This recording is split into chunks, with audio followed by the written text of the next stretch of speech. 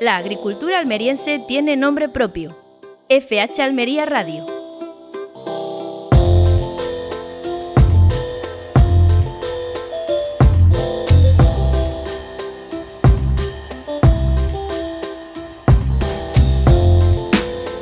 Continuamos aquí en FH Almería Radio y momento para una entrevista la cual creo que va a ser muy importante porque es un tema que no solamente afecta a la agricultura sino en general a todo el mundo y sobre todo a aquellos pues que todavía tenemos esa pequeña vena naturalista.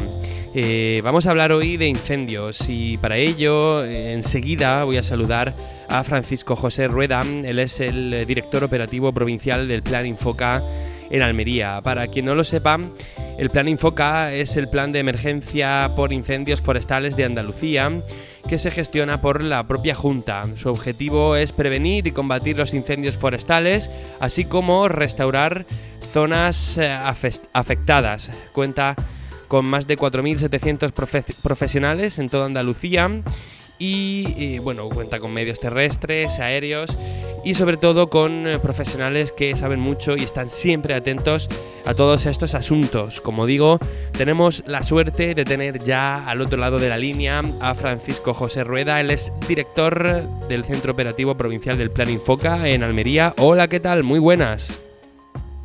Muy buenas. Bueno, muchísimas gracias por estar con nosotros. Teníamos muchas ganas de hablar sobre incendios. La primera pregunta que me gustaría hacer, porque es algo de lo cual hemos hablado aquí varias veces, pero quiero escuchar específicamente su respuesta. ¿Cómo podríamos denominar o cómo podríamos... qué es exactamente el riesgo de incendios que vemos cada día cuando nos metemos en la página de la EMET? Bueno, vamos a ver, el riesgo que aparece en la página de la EMET es un riesgo exclusivamente meteorológico, que está ligado a las condiciones de temperatura, humedad relativa y viento. La Junta de Andalucía tiene su propio índice de riesgo, que está publicado en la página de la REDIAN, que es la Red de Información Ambiental de la Junta de Andalucía, gestionada por la Consejería de Sostenibilidad y Medio Ambiente. Este índice de riesgo de la Junta de Andalucía es más completo que el de AEMET y es más fino, y es el que se le envía a todas aquellas personas que quieren realizar actuaciones en terreno forestal o en zona de influencia forestal durante el periodo de riesgo alto para ver si ese día pueden o no pueden trabajar. Uh-huh. Me gustaría volver o seguir hablando un poquito más del riesgo de incendio. Entiendo que tiene que ver la temperatura, que esté el suelo más seco, más húmedo, etcétera. Pero no sé si nos puede usted dar más detalles, porque en alguna ocasión cuando he hablado con otras personas me han comentado que también puede tener que ver pues cuando el viento pasa por según qué zona, que se ioniza más o menos, etcétera. No sé si nos puede dar un poco más de información sobre este riesgo de incendio. Sí, vamos a ver, el riesgo de incendio está ligado fundamentalmente a dos factores.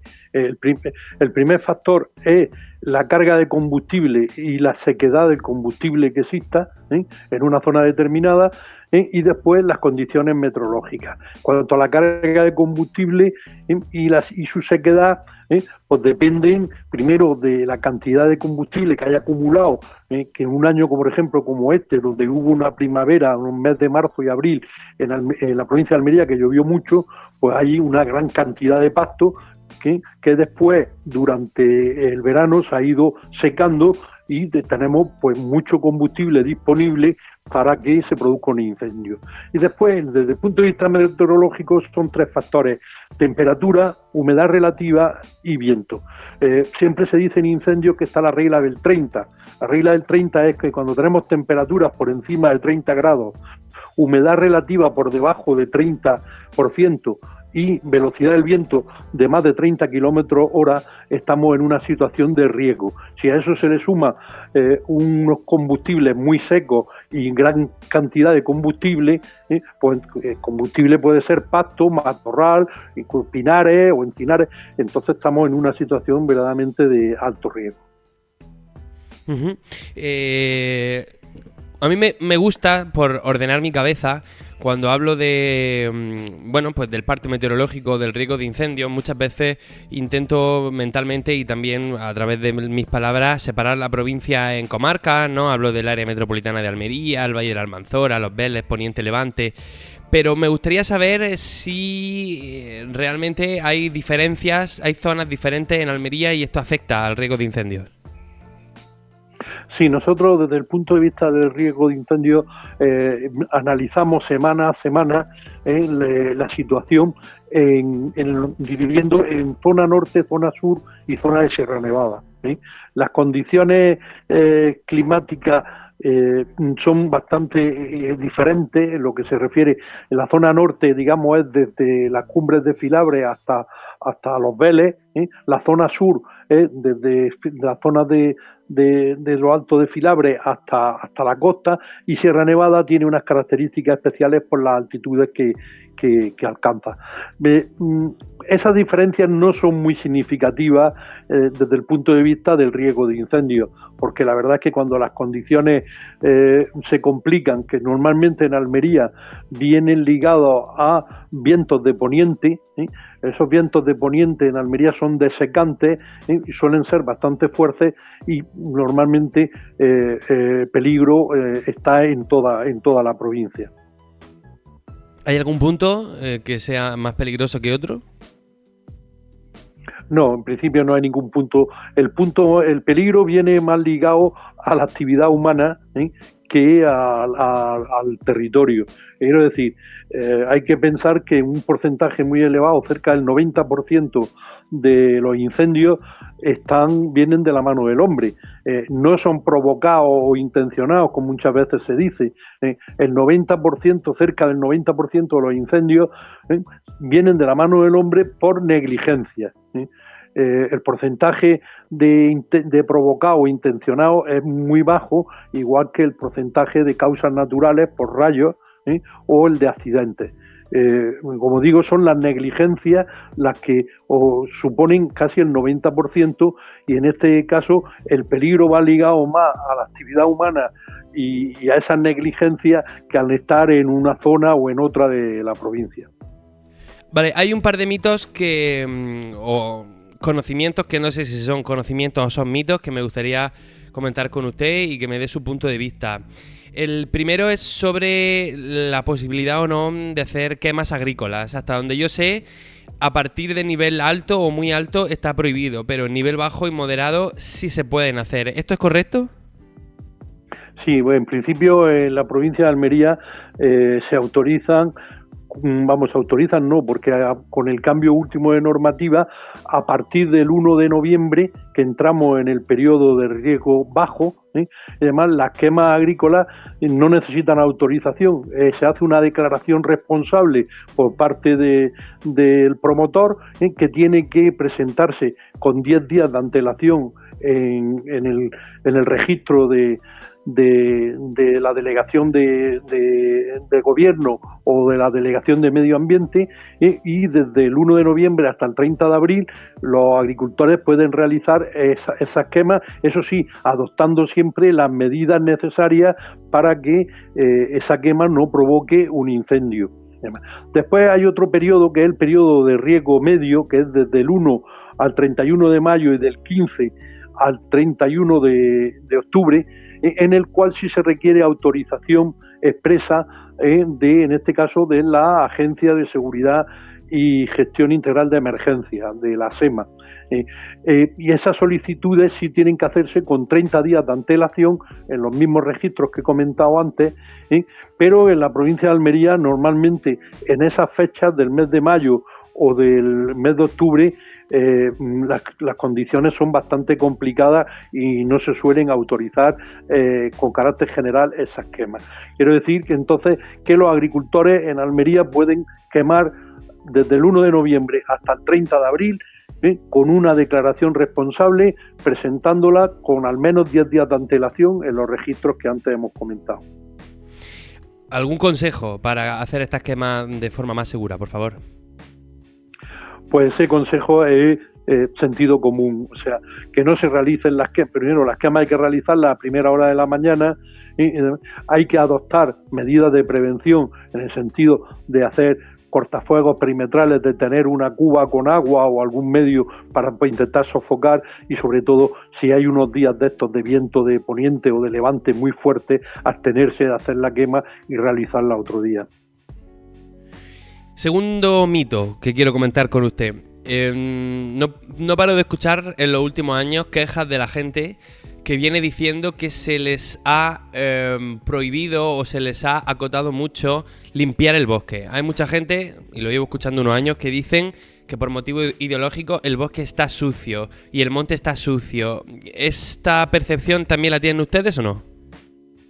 Vamos a ver, el monte no está sucio ni el monte se limpia. Se limpia una casa o se limpia el monte, lo que tiene es combustible. Ese combustible hay que gestionarlo y para eso se gestiona con gestión forestal. En cuanto a las limitaciones de la distinta normativa, tanto estatal como autonómica, establece unos procedimientos para realizar las autorizaciones para realizar las actuaciones de manejo de la vegetación, de un tipo o de otro, de vegetación de matorral o de pasto o arbórea.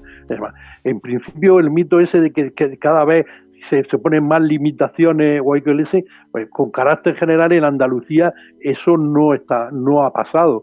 Además, es más, ahora se está estudiando el tema y probablemente se apruebe en fechas próximas una nueva ley de monte de Andalucía donde se va a abordar el tema de facilitar las actuaciones forestales a los particulares, porque un gran porcentaje de la superficie forestal de Andalucía está en manos de particulares. Pero ¿no le consta a usted que en los últimos, vamos a decir, 10 años haya habido cambios normativos que hayan dificultado esas actuaciones forestales, no? No, hay que tener en cuenta que la ley forestal de Andalucía es del año 92 y demás, y después los decretos que la desarrollan y eso tienen 20 y tantos años. O sea, no hay en los últimos años unas limitaciones añadidas a las que había en esa normativa. Pues tengo que agradecerle profundamente que me haya acompañado en esta entrevista. Creo que es una charla de servicio público y la cual mucha gente va a agradecer. Sí que me gustaría hacer una última pregunta / reflexión. Voy a leer datos, nada de opinión, solo datos oficiales. Y después, si usted quiere hacer una reflexión, la puede hacer, y si no, pues nos despedimos. Pero no quería terminar la entrevista sin leer unos datos que he estado recopilando.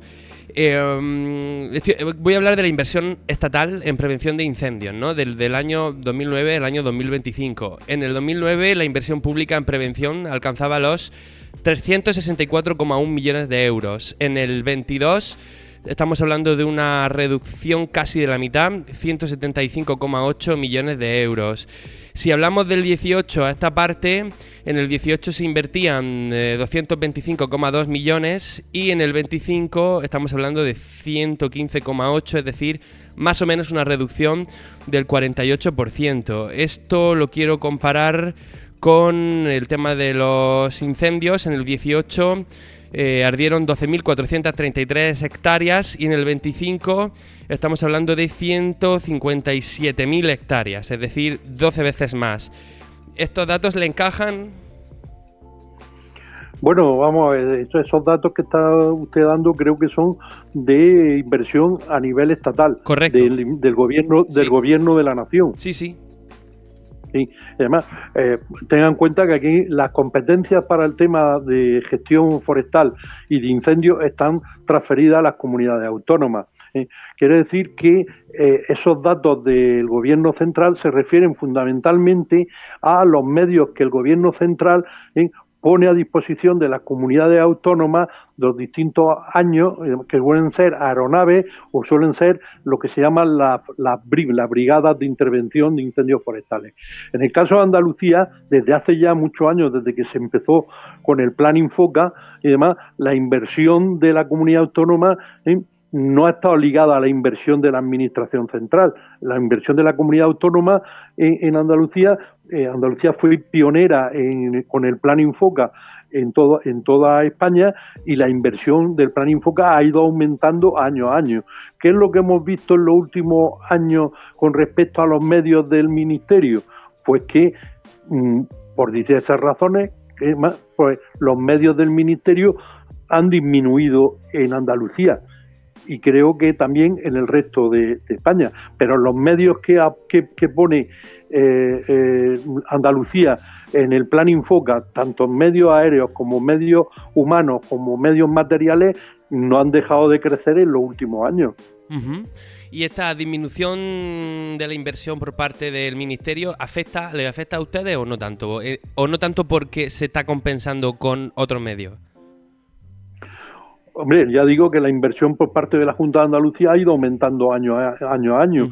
Y entonces en algunos casos, pues cuando la Administración central no ha puesto medios, la Junta de Andalucía lo ha intentado solucionarlo poniendo ellos sus propios medios. Es verdad que cuantos más medios aporte la Administración central, pues es mejor porque tenemos más medios para actuar en las emergencias, pero ya le digo que la Junta ha ido año a año aumentando el número de medios en el Plan Infoca en Andalucía, ¿no? Francisco José Rueda, director del Centro Operativo Provincial del Plan Infoca en Almería. Le agradezco de corazón que se haya prestado a esta entrevista. De verdad que creo que esto es un servicio público y me siento bastante más sabio que hace 15 minutos. Muchas gracias, de verdad. Muchas gracias a ustedes.